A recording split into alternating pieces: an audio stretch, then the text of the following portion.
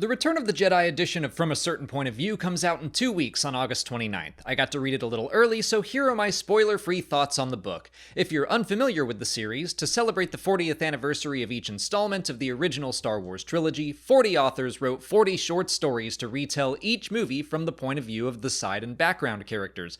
So instead of seeing what goes down in the cantina through Luke's eyes, we get to learn about the bartender's perspective. Instead of following Han and Leia through the halls of Echo Base, we focus on the guy that has a job to do and is annoyed they're standing in the middle of the hallway arguing. It's a fun idea.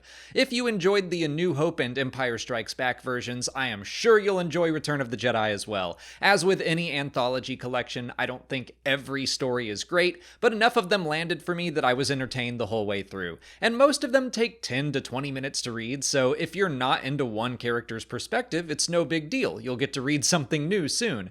Not to mention, every Star Wars fan has their own personal taste in Star Wars. For example, I love pilot stories, and there are 6 of them in this book, so I was very pleased with that. Others might not be. The Wedge Antilles story by Emma Camden and the Nora Wexley story by Suzanne Walker were both standouts for me. Actually, the Nora story might have been my favorite of the bunch, following several pilots as they prepare for the upcoming attack on the second Death Star, which brings me to another aspect of these books that I really enjoy. It's a great way to tie a 40-year-old movie into the Star Wars universe that has continued to grow and evolve. Nora Wexley is a character that was created for Chuck Wendig's Aftermath trilogy in 2015, but we knew she was at the Battle of Endor, and now we get to see it. Dexter Jettster didn't appear until Attack of the Clones in 2002, but now we get to explore his feelings about the rise and fall of the Empire. Reading Boba Fett, or even Max Rebo's stories, made me think about the Book of Boba Fett. Mon Mothma's story has a fun callback to Luthen Rael in the Andor series.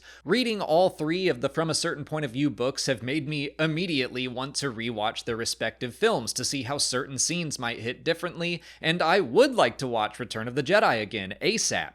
Overall, I enjoyed the balance of stories in the book as well. I remember A New Hope had some pacing issues in the sense that we spent a lot of time in the cantina, which makes sense. There are a ton of colorful characters to choose from. I was expecting to spend like half of Return of the Jedi in Jabba's palace for that exact same reason, and there are 10 stories, a quarter of the book, but I never felt like I was anxious to move on. If I had to nitpick, I do think several stories followed a very similar structure. We would see the character we're going to follow, and then we would flash back and get their backstory, and that's fine. I do enjoy getting those details, but I think the spirit of this book is to see the events of Return of the Jedi from a new perspective.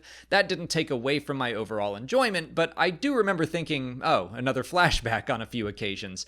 But I think that comes down to each author and what they want to write. I don't fully know the process of creating a book like this, although I hope to find out soon, but I assume each writer picks a character and then they can write what they're passionate about, and I support that. This series has let several new authors dip their toes into Star Wars, and some of the stories take big, fun swings. They get a chance to be really creative and unique. The From a Certain Point of View books have always been kind of canon. Like, some are obviously just goofy fun, like Tom Engelberger's Will stories that have been in every single book, where we see 2 characters arguing over how to write the opening crawls to each movie. I love them, they're hilarious, but obviously not canon. And then there are some stories that at the very least I'm going to make part of my headcanon. Those story elements might never appear again, but they make me happy as a fan, so I'm gonna keep them.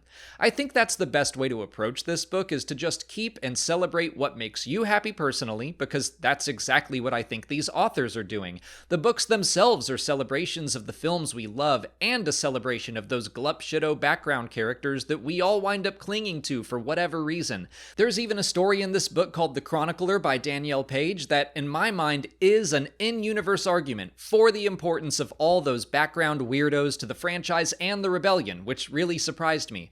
So yeah, if you love Return of the Jedi or background characters or both, this book will be right up your alley. Before wrapping up, I'll run through the stories that jumped out at me. Obviously, I loved reading more about Max Rebo and Fancy Man by Phil Shostak, and it was an origin story of sorts that I wasn't expecting. I was surprised by how much I enjoyed EV-99's Tale by Olivia Chatta. Malakili's story by Saladin Ahmed was as tragic as I was expecting. Kristen Baver's Cy Snoodle's story was really fun in the ways it connected with the Clone Wars version of the character. Wicket's story, One Normal Day by Mark Kinney, was a blast, especially if you're a fan of the Ewok cartoons or the made-for-TV movies. I joked with Molly about crying during The Ballad of Nanta by Sarah raccoon, but it genuinely did make me cry. I mean, come on, Nanta's death scarred me already as a child. Revisiting it in such an intimate way was very sad, but in a good way. Wolf Trap was a scout trooper tale by Alyssa Wong, taking the running joke about Ewoks eating stormtroopers and turning it into a full-on horror story. Brotherhood by Mike Chin was about Anakin's final moments of life and first moments in the Force, and is a great complement to the novel Brotherhood by Mike Chin. Adam Christopher's story about General Pride from The Rise of Skywalker was a great way to connect into the sequel trilogy and Shadow of the Sith. And I mentioned the stories about Nora, Wedge, Dexter Jetster, and the Wills already. I liked all of them a lot too. So 13 stories really jumped out at me, and the rest I thought were still perfectly enjoyable and a fun way to revisit Return of the Jedi from a different point of view. If you're interested in reading it, the book comes out on August 29th. If you want to listen to it, the audiobook will be out on the same day, and you can pre-order it on Audible. If you follow the link in the description or visit audibletrial.com/Star Wars Explained, you can sign up for a free trial and get a credit for one free book. The narrators for the previous From a Certain Point of Views have been great, including people like Ashley Eckstein, Sam Witwer, John Hamm, Janina Gavankar, Mark Thompson, and more. The cast list isn't out for Return of the Jedi yet, but I assume it will be similar and a very fun listen.